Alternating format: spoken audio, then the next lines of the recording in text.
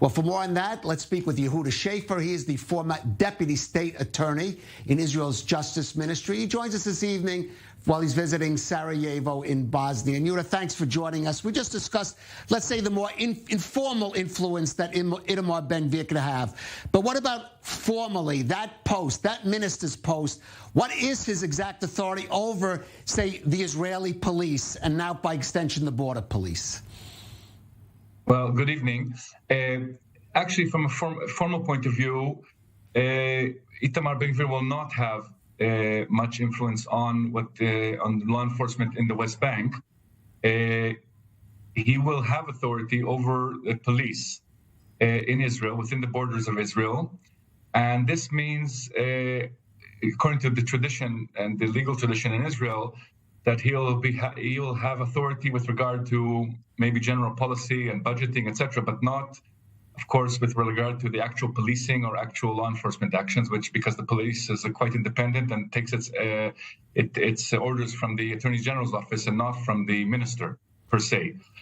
With regard to the West Bank and the incident we had this weekend in Hebron, what is extremely interesting is I think there's going to be 2 areas where Itamar Ben Gvir's appointment can be very challenging.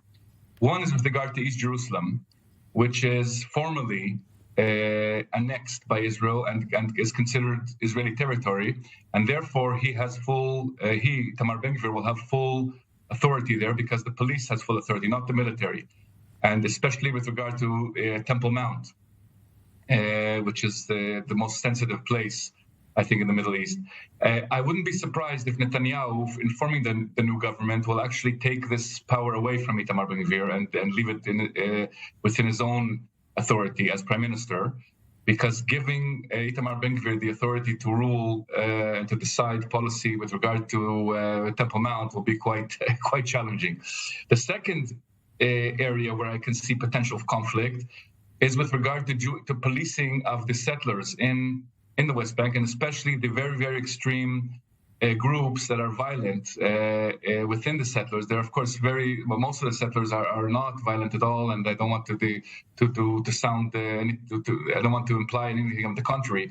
But there is a very small extremist group also involved in actual terror attacks, like throwing stones at civilians, at cars, at Arab cars, and other horrible atrocities like the Duma.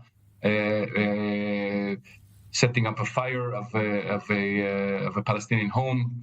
So, with this, in this area, there is policing authority by the Israeli police with regard to these settlers, and here again, giving Itamar Ben Gvir the power to have authority over this is quite challenging, because he has been the lawyer of some of these people.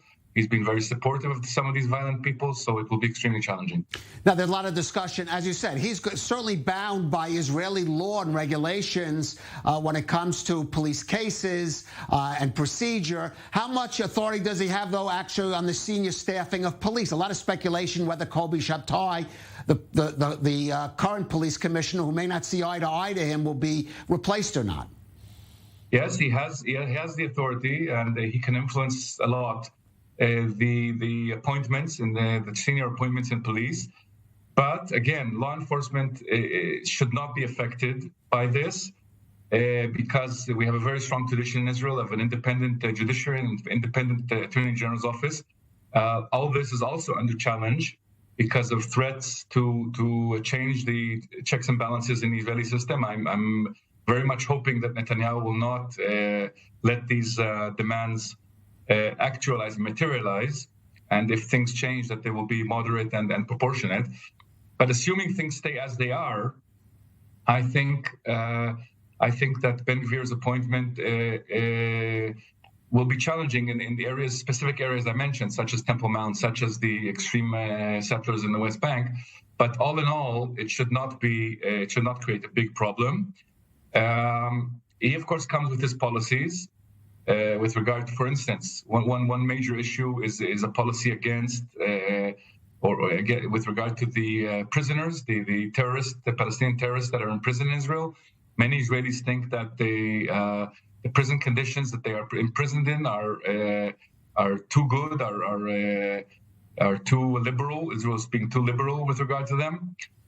We all know that they manage the terrorist groups from within, so any pressure that he'll put on this will probably start new terror attacks and inflame violence, and this will be a very big challenge. I personally actually believe that Ben Gvir is right on this topic of having a harder line on the actual prisoners, the actual terrorists, who do seem to live quite comfortably in Israeli prisons, and I think that's wrong. That's my personal view. Right. But it will be a challenge. Yeah. Absolutely. All right, Yehuda Shaffer, thank you for joining us on the Rundown. Thank you very much.